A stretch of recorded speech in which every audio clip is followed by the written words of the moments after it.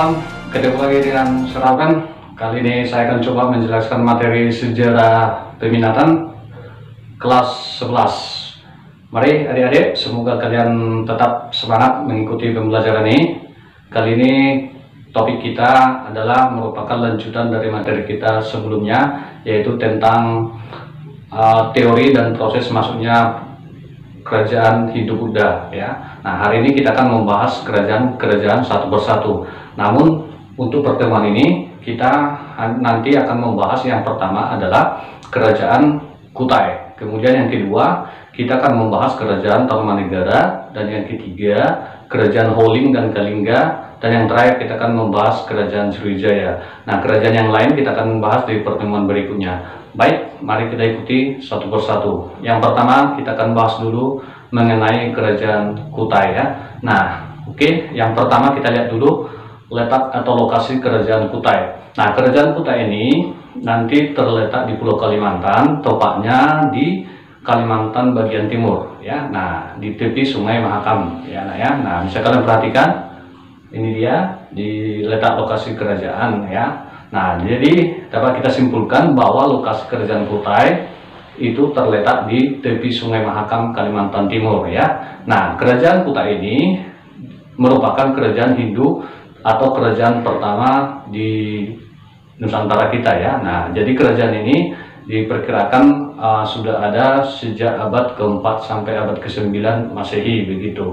Nah, kita lanjut ke kehidupan politik ya. Nah, bagaimana kehidupan politik? Kalau kehidupan politik berarti berbicara dengan raja-raja ya. Nah, siapa sih raja yang pertama? Kita lihat raja yang pertama itu adalah Raja Kudungga. Nah, inilah yang disebut dengan raja pertama. Namun perlu kalian ingat adik-adik sekalian bahwa Kudungga ini sebenarnya masih mengandung nama asli daripada Nusantara kita atau Indonesia ya. Namun ini diperkirakan oleh para peneliti bahwa Kudungga ini awalnya seorang kepala suku, kemudian dia mendirikan sebuah kerajaan. Nanti di sini yang menjadi raja pertama menganut agama Hindu itu namanya Aswawarman, sehingga dia dianggap sebagai Wangsakerta ya. Nah, raja yang sudah menganut agama Hindu. Nah, ini perbedaannya dengan Kudungga tadi ya. Nah, kemudian apa kebijakan Aswawarman di Kutai selama dia memerintah? Yang paling terkenal, dia pernah melakukan upacara Asmaweda ya, yaitu memperluas wilayah Kutai dengan cara melepaskan kuda. Nah, kok bisa ya? Nah, jadi kuda itu nanti dilepaskan. Nah, sampai di mana nanti kuda itu, atau di mana ditemukan jejak kaki kuda tadi, maka itu disebut dengan wilayah kekuasaan Kutai. Nah, itulah yang terjadi pada zaman itu ya. Nah, kemudian raja yang ketiga ini adalah raja yang terkenal dari kerajaan Kutai. Namanya adalah Raja Mulawarman. Nah, jadi Raja Mulawarman ini disebut sebagai raja yang paling cakap karena dia mampu membawa kemakmuran, kesejahteraan bagi rakyat Kutai pada saat itu ya. Nah, dia pernah dibuktikan dengan mempersembahkan 20.000 ekor sapi kepada kaum Brahmana ya. Nah, ya, nah itu dilaksanakan di tempat suci yang sangat luas namanya Waprakeswara ya, yaitu lapangan suci tempat memuja Dewa Siwa. Nah, begitu. Kemudian kita masuk kehidupan ekonomi. Nah, kehidupan ekonomi dari Kutai itu dapat kita lihat ada tiga. Yang pertama peternakan, bergerak di bidang pertanian dan juga perdagangan ya. Nah, contoh komoditas yang mereka perdagangkan, nah misalnya ada kayu meranti, ada kayu damar, ada rotan ya. Nah, kemudian ada gaharu dan kayu cendana juga. Nah, itu secara ekonomi. Kemudian kita lihat secara sosial, bagaimana kehidupan sosial kerajaan Kutai. Nah, kerajaan Kutai ini nanti bahwa kehidupan masyarakatnya itu tentu dipengaruhi oleh agama dan kebudayaan Hindu ya. Nah, itu dia yang pertama. Kemudian saya tambahi bahwa kerajaan Kutai ini nanti hanya mengenal dua kasta, yaitu kasta Brahmana dan kasta Ksatria ya, beda dengan yang ada di India begitu. Nah, kita lanjut, kita masuk hasil kebudayaan dari kerajaan Kutai ini ya. Nah, jadi yang dapat kita temukan dan itu adalah prasasti Yupa ya. Nah, jadi prasasti Yupa artinya 7 buah tiang batu ya. Nah, jadi di batu itu ada tulisan berbahasa Sanskerta berhuruf Pallawa. Nah, jadi perlu anak-anak kami ingat, setelah ditemukannya batu ini, prasasti ini, nah maka dipastikan Indonesia telah berubah atau beralih dari zaman praksara menjadi zaman aksara, karena inilah tulisan yang pertama sekali ditemukan di Nusantara kita, begitu ya. Oke, paham ya? Nah, itu mengenai kerajaan Kutai. Kita masuk ke kerajaan yang kedua, yaitu kerajaan Tarumanegara. Nah, dari Pulau Kalimantan kita menyeberang ke Pulau Jawa. Nah, karena lokasi kerajaan Tarumanegara ini terletak di Pulau Jawa, tepatnya di Jawa bagian barat. Nah, coba kalian perhatikan titik merah. Nah, ini dia lokasi daripada kerajaan Tarumanegara ya, dekat dengan Selat Sunda. Nah, kita lihat.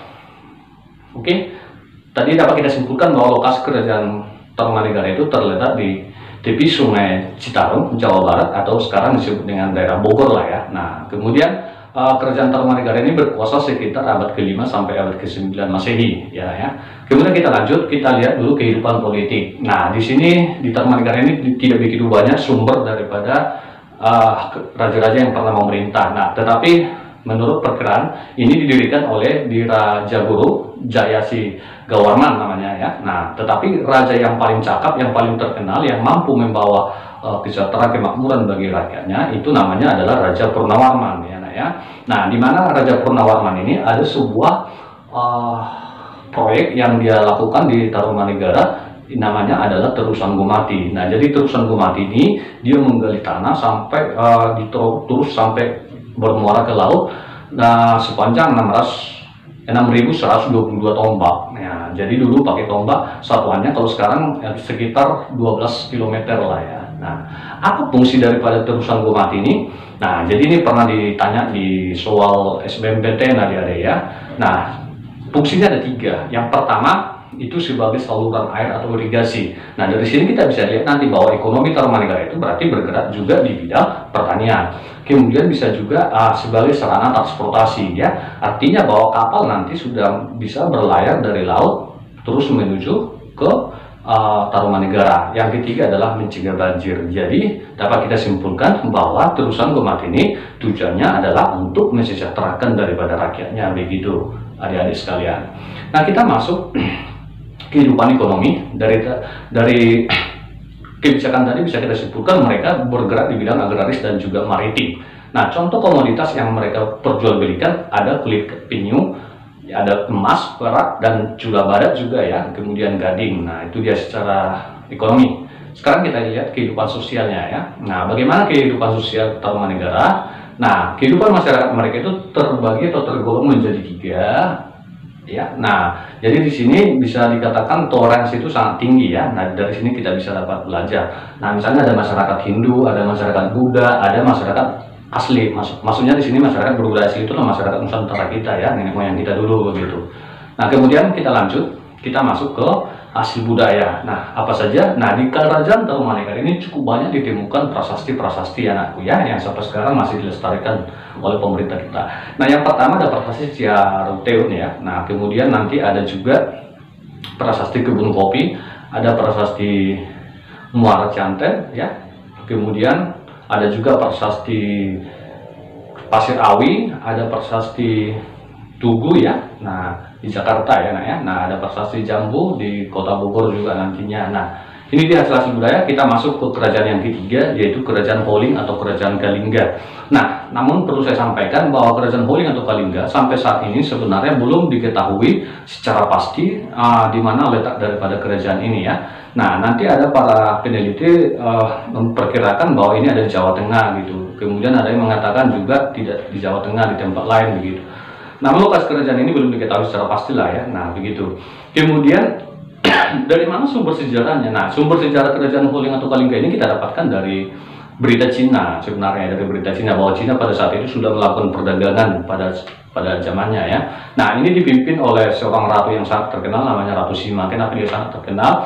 Karena dia dikenal sebagai seorang ratu yang kejam tapi untuk kedisiplinan, kemudian adil dan juga jujur. Nah, nilai-nilai kejujuran, keadilan juga kita bisa dapatkan dari sini ya. Nah, apa bukti bahwa Ratu Sima itu seorang yang adil? Nah, dia pernah meletakkan di kantong emas ya, diletakkan di apa ya, dikatakan itu di taman lah ya. Nah, siapa yang memegang itu pasti dikasih hukuman. Nah, dia mau ngetes rakyatnya, kejujuran rakyatnya.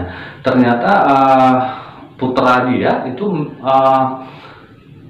terjatuh ke emas itu. Kemudian dia mengatakan kita harus jatuhkan hukuman mati gitu. Nah, tetapi pihak pengawal kerajaan mengatakan diberikan penjelasan supaya nanti itu jangan, karena itu tidak sengaja begitu. Lalu apa yang terjadi? Tetap dijalankan hukuman walaupun diperingan. Peringan artinya bahwa kakinya harus dipotong kira-kira gitu. Ya, itu sebuah pembelajaran yang sangat adil bagi rakyatnya ya. Nah, itulah seorang Ratu Sima. Nah, kita lanjut. Kita masuk ke kerajaan Sriwijaya. Nah, anak-anakku sekalian, kerajaan Sriwijaya salah satu kerajaan Hindu-Buddha, kerajaan Buddha yang sangat besar ya, setelah nanti kerajaan Majapahit. Nah, jadi kerajaan Sriwijaya ini merupakan kerajaan yang paling besar, yang paling disegani oleh orang-orang Eropa dulu yang ada di Asia ya. Nah, coba kita perhatikan lokasi kerajaannya di mana. Ini ada di pulau kita, yaitu Pulau Sumatera ya. Nah, tepatnya di mana? Itu tepatnya di Palembang ya. Nah, di Palembang, Sumatera bagian selatan ya, nak ya. Nah, coba kalian perhatikan. Oke. Nah, jadi letak kerajaan ini sangat strategis. Kenapa? Karena dia berdekatan dengan Selat Melaka ya. Bisa kalian perhatikan peta tadi ya. Nah, coba kita buka kembali. Nah, ini dia Selat Melaka ya. Nah, ini dia Palembangnya, Selat Malakanya ini. Jadi Selat Malaka ini merupakan jalur perdagangan internasional yang sangat ramai pada saat itu. Jadi siapapun yang lewat dari Selat Malaka ini, dia harus membayar upeti kepada kerajaan Sriwijaya. Itu yang membuat kerajaan Sriwijaya itu menjadi kuat dan besar pada zaman itu ya. Nah, kemudian kita masuk lokasi kerajaannya tadi sudah ya. Nah, Malaka, kerajaan ini disebut dengan kerajaan maritim. Kenapa? Karena kerajaan Sriwijaya itu memiliki cukup luas perairan ya. Selat Malaka, Selat Sunda, Selat Karimata itu mampu dikuasainya pada saat itu ya. Nah, inilah kebesaran daripada kerajaan Sriwijaya. Kemudian kerajaan ini merupakan pusat penyebaran agama Buddha di Asia Tenggara, anakku sekalian ya. Nah, jadi dari Thailand juga dulu mau belajar agama Buddha pasti datang ke Sriwijaya begitu ya. Nah, itu hebatnya kerajaan Sriwijaya pada zaman itu. Kemudian kita masuk ke kehidupan politik. Siapa yang mendirikan kerajaan Sriwijaya itu? Nah, namanya adalah Raja Dapuntayang begitu ya, nak ya. Nah, kemudian raja yang paling terkenal dan yang paling cakap namanya adalah Raja Balaputradewa ya. Nah, kenapa dia terkenal? Cukup banyak kebijakan-kebijakan yang dia lakukan di kerajaan Sriwijaya. Nah, misalnya dia mampu memakmurkan rakyatnya. Raja ini pernah menjalin hubungan kerjasama dengan kerajaan Nalanda di India. Nah, bentuk hubungan kerjasama mereka itu di mana orang-orang India ya dari Nalanda yang datang ke Sriwijaya itu dikasih perkampungan oleh Balaputradewa secara gratis. Namun balas jasanya adalah orang-orang Indonesia, pemuda-pemuda kita yang belajar ke Nalanda mengenai agama Hindu misalnya, agama Buddha misalnya, mereka diberikan pendidikan di Universitas Nalanda secara gratis, kira-kira begitu. Itulah bentuk kerjasama antara Sriwijaya dengan Nalanda yang ada di India begitu ya. Nah, kemudian kita next. Kita masuk ke kehidupan ekonomi. Kehidupan ekonominya ini bergerak di bidang perdagangan karena letaknya tadi di sangat strategis di Selat Malaka ya. Nah, ada emas, penyu, gading, perak, kemudian kapur barus, damar, dan masih banyak lagi ya anakku ya. Nah, kemudian perekonomian Sriwijaya didukung oleh, nah, apa yang membuat kerajaan Sriwijaya itu ekonomi itu tumbuh dengan kuat begitu ya, sehingga disebut dengan kerajaan maritim terkuat gitu pada saat itu. Nah, karena letaknya strategis itu yang pertama. Kemudian memiliki armada laut yang kuat dan pengamanan yang sangat aman gitu ya. Nah, kemudian kita masuk ke kehidupan sosialnya. Kehidupan masyarakat dipengaruhi oleh agama Buddha Mahayana ya. Dan ingat bahwa masyarakat Sriwijaya tidak mengenal kasta. Ingat, agama Buddha itu tidak mengenal kasta. Kasta itu nanti dikenal oleh agama Hindu ya. Nah, oke. Kemudian hasil budaya. Nah, bisa kalian perhatikan saja apa saja hasil budayanya ini ya. Oke. Itu ada prasasti kehidupan bukit ya. Nah, di sini juga banyak sekali prasasti yang ditemukan. Ada prasasti Talangpuo, ada prasasti Ligor ya. Nah, ini dia. Oke. Nah, anak-anakku sekalian, kerajaan Sriwijaya ini kemudian nanti mengalami keruntuhan. Kenapa? Kita lihat, mari.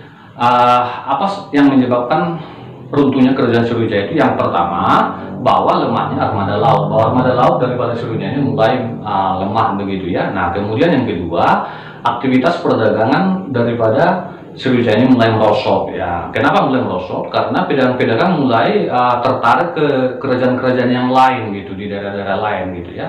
Nah kemudian berdirinya kerajaan Majapahit di Jawa Timur. Artinya nanti setelah berdirinya Majapahit ini sudah banyak pedagang-pedagang yang melarikan diri ke Majapahit. Kemudian yang kedua nanti banyak daerah-daerah kekuasaan daripada Sriwijaya ini memisahkan diri gitu ya. Dia lebih memilih ke Majapahit begitu maksudnya. Kemudian adanya serangan dari luar. Serangan dari luar ini contohnya serangan dari Kolamandala yang ada dari India ya. Kemudian dengan adanya ekspedisi Pamalayu, ini juga pernah ditanya di soal SBMPTN ya. Ekspedisi Pamalayu itu artinya di saat kerajaan Singasari nanti memperluas wilayah kekuasaannya begitu ya. Nah, saya rasa itu materi kita kali ini. Apa yang dapat kita petik dari sini? Pada zaman ini kita kerajaan Sriwijaya itu disebut kerajaan maritim. Artinya apa anakku? Sekarang seharusnya kita menjadi negara maritim karena jauh lebih luas wilayah laut kita sebenarnya. Namun saya percaya, saya yakin anak-anak kami di kelak nanti akan membawa negara kita ini menjadi negara maritim, negara terkuat ya, dan disegani di dunia. Salam dari Slaven, jas merah, jangan sekali-sekali melupakan sejarah.